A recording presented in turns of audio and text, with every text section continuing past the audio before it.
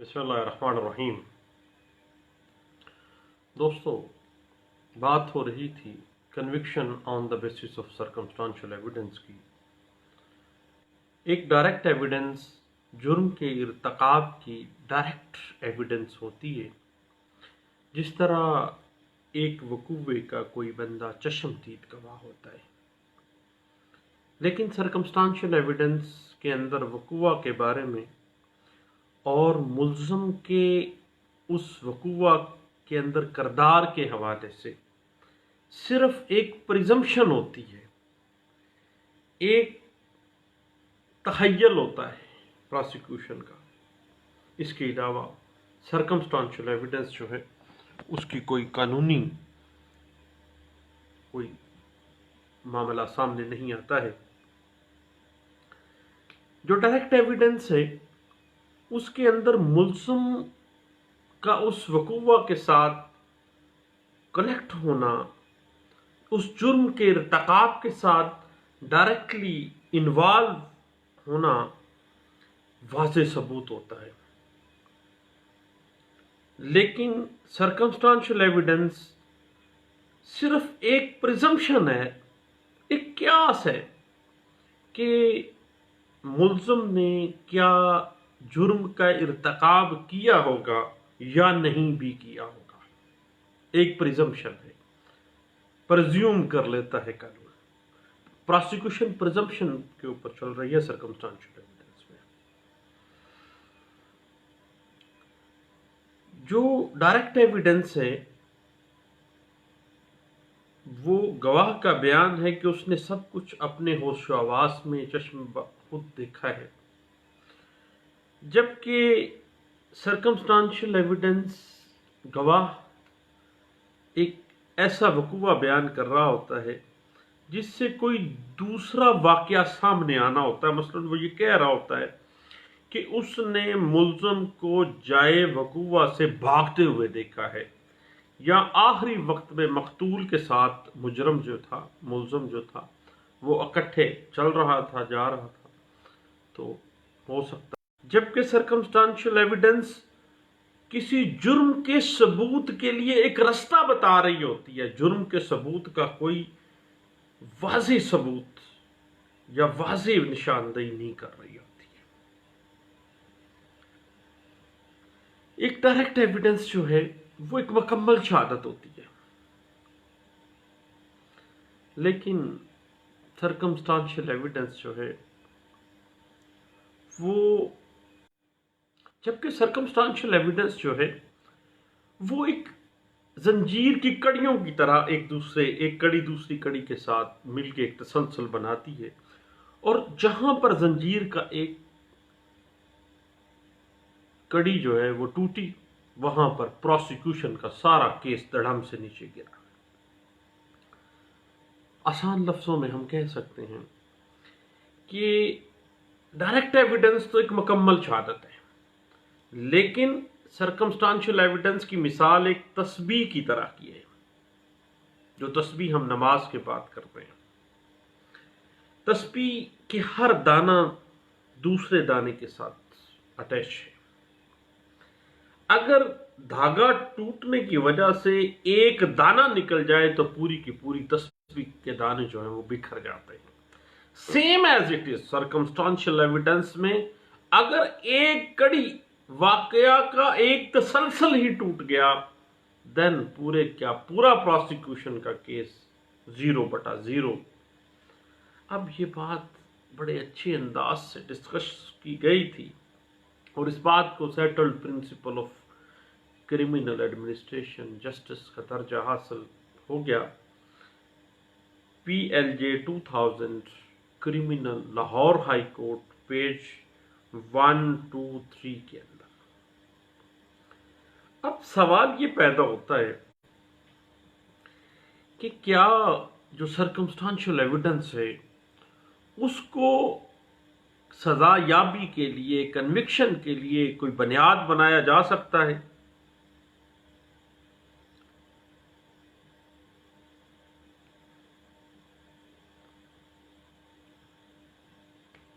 اب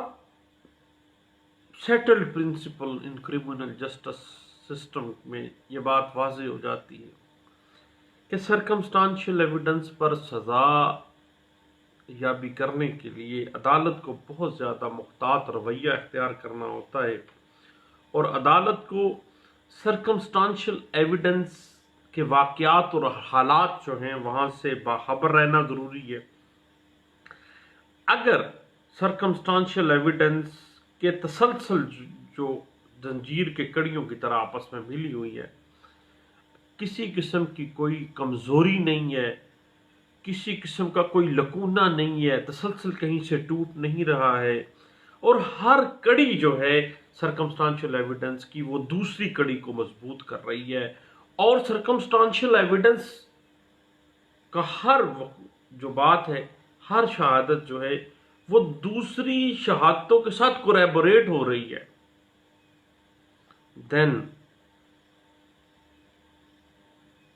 conviction on the basis of circumstantial evidence जो है वो एक माकूल वजह होगी, और सजा के निफाज करने में अदालत के लिए कोई हर्ज उसमें नहीं है। और इंसाफ का तकाजा ही यही है कि सर्कमस्टांशियल एविडेंस चूँकि मजबूत दर्जा हासिल कर गई और दुगर ताइदी शहादतों से वो मजबूत हो गई, और हर तसलसल की हर कड़ी आपस में मिलती है और एक दूसरे को सपोर्ट कर रही है, देन सज़ा याबी की जा सकती है। ये बात इंटरप्रेट हुई BCU के इस्लास हैं इस पे 2000 PCRLJ पेज 1729 के अंदर, और 1994 SCMR पेज 1928 के अंदर इस बात को इंटरप्रेट किया गया था। याद रखिएगा कि जहाँ पर सफ़ा मिसल के ऊपर जो शहादतें हैं वो दो प्रिजम्पशंस दे रही हों, दो क्यास उससे अराइज हो रहे हों उस शहादत से, देन उस क्यास को तरजीह दी जाएगी जो मुल्ज़म के फ़ायदे में होता है। यानी अगर किसी शहादत से दो प्रिजम्पशंस आ रही हैं, एक मुल्ज़म की फेवर में जा रही है, एक मुल्ज़म के खिलाफ जा रही है, तो इंसाफ का तकाजा है और settled principle of criminal administration of justice का दर्जा हासिल करती है ये बात कि हर ऐसा क्यास जो मुल्ज़म को सपोर्ट करता है उसको तरजीह दी जाएगी। ये बात PLD 2006 Karachi high court page 20 के अंदर भी इंटरप्रेट की गई थी।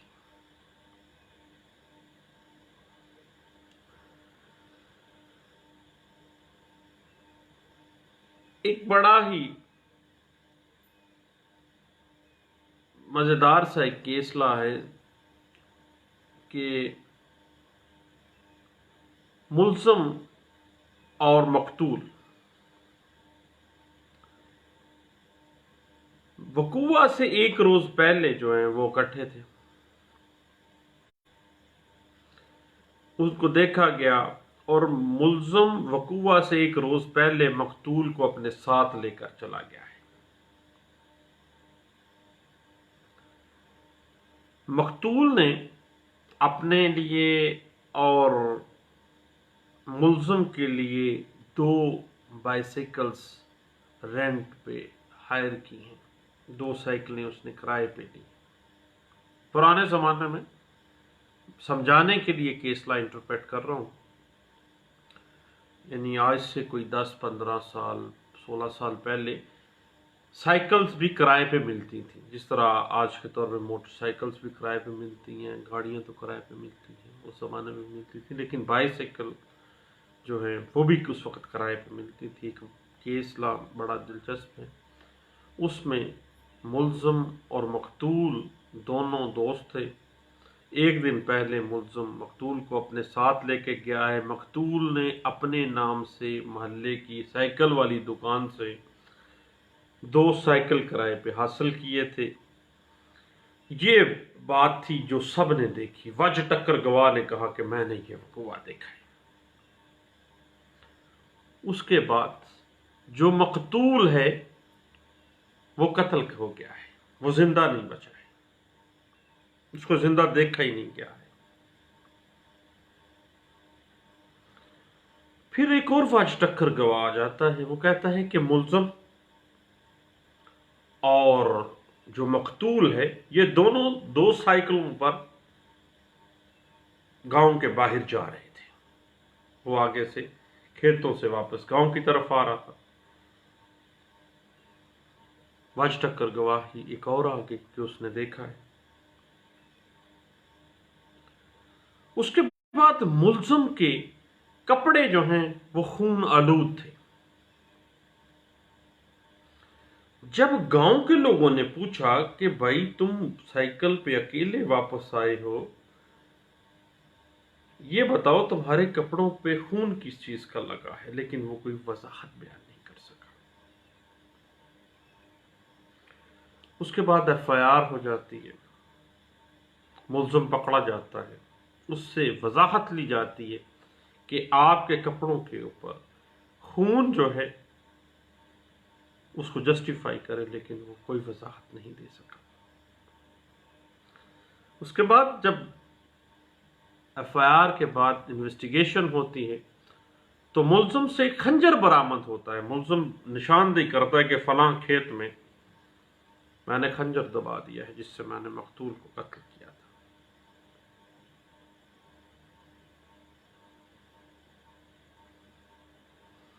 اب یہ ساری چیزیں سرکمسٹانشل ایویڈنس جو ہیں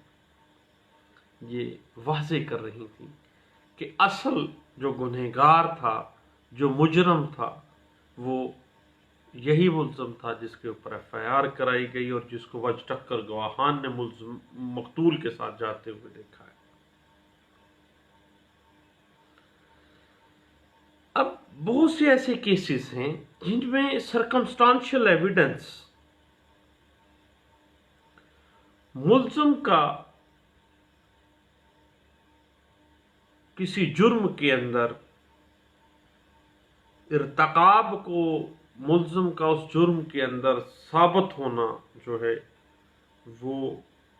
سبسٹینٹیو پیس آف ایویڈنس کے طور پہ واضح کر دیتی ہیں کہ بس اور کوئی پریزمپشن رہ ہی پیچھے نہیں جاتی، کوئی بات پیچھے رہ ہی نہیں جاتی، اور دیگر جو شہادتیں ہیں اس کے ساتھ یہ معاملہ کوریبوریٹ ہو رہا ہے کہ ملزم مقتول کے ساتھ جا رہا تھا، آخری دفعہ دونوں اکٹھے پائے گئے، اس کے بعد ریکوری اس سے ملزم سے ہو جاتی ہے، اس کے بعد اسی کی پوائنٹیشن کے اوپر لاش برآمد ہو جاتی ہے۔ اب جو خنجر اس کی پوائنٹیشن پر برآمد کیا گیا پوسٹ مارٹم رپورٹ میں یہی آ گیا کہ اسی آلۂ قتل کے ساتھ قتل ہوا ہے، دین ایسا سرکمسٹانشل ایویڈنس جو ہے جو 110% دوسری تائیدی شہادتیں جو ہیں وہ اس کے ذریعے سپورٹ ہو رہی ہے، تو اس کے اوپر سزا یابی ہو سکتی ہے۔ اور اس بات کو بڑے اچھے انداز سے انٹرپریٹ کیا گیا 1993 P C R L J page 808 کے اندر اس بات کو انٹرپریٹ ہوتی ہے۔ اب بات ہے کہ جہاں پر جرم سنگین ہو، بڑی سزا کا نفاذ ہو سکتا ہو، دین اعلیٰ عدالتیں ہمیشہ قابل بھروسہ اور غیر متزلزل شہادتوں کے اوپر ریلائنس کرتی ہے، اور کہیں پہ بھی اگر سرکمسٹانشل ایویڈنس کی زنجیر ٹوٹتی نظر آتی ہے یا شہادت کی کمزوری سامنے آ جاتی ہے، دین سزا یابی جو ہے وہ نہیں دی جائے گی، بلکہ صرف قابل یقین حد تک اور دیگر شہادتوں سے اس کی تائید ہونے کے بعد ہی سزا یابی جو ہے وہ کی جا سکتی ہے۔ اور یہ بات بیسیوں اس پہ کیسلات سامنے آتے ہیں۔ پی ایل جے 2000 کریمنل ڈائجسٹ ہے، کوئٹہ ہائی کورٹ کا فیصلہ ہے، پیج ہے 1556 کے اندر اس بات کو انٹرپریٹ کیا گیا تھا۔ اب سرکمسٹانشل ایویڈنس جو ہے اس کے حوالے سے عدالت اپیل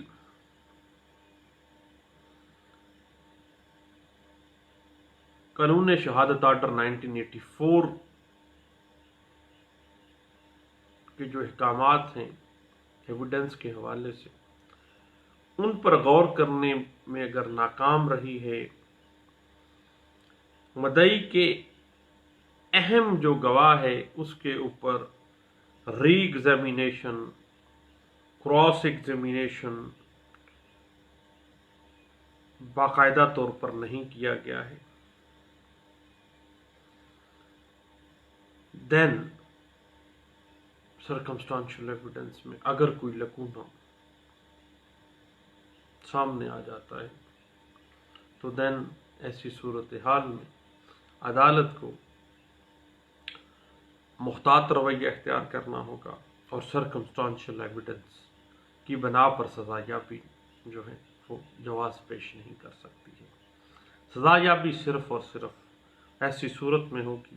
جب مضبوط شہادت ہو، کڑی کے ساتھ کڑی مل رہی ہو، اور ہر پریزمپشن جو ہے، ہر قیاس جو ہے وہ ملزم کی طرف پوائنٹیشن اٹھا رہا ہو، دین سزا یابی ہوگی، ادروائز نہیں ہوگی۔ بہت شکریہ، تھینک یو، اللہ حافظ۔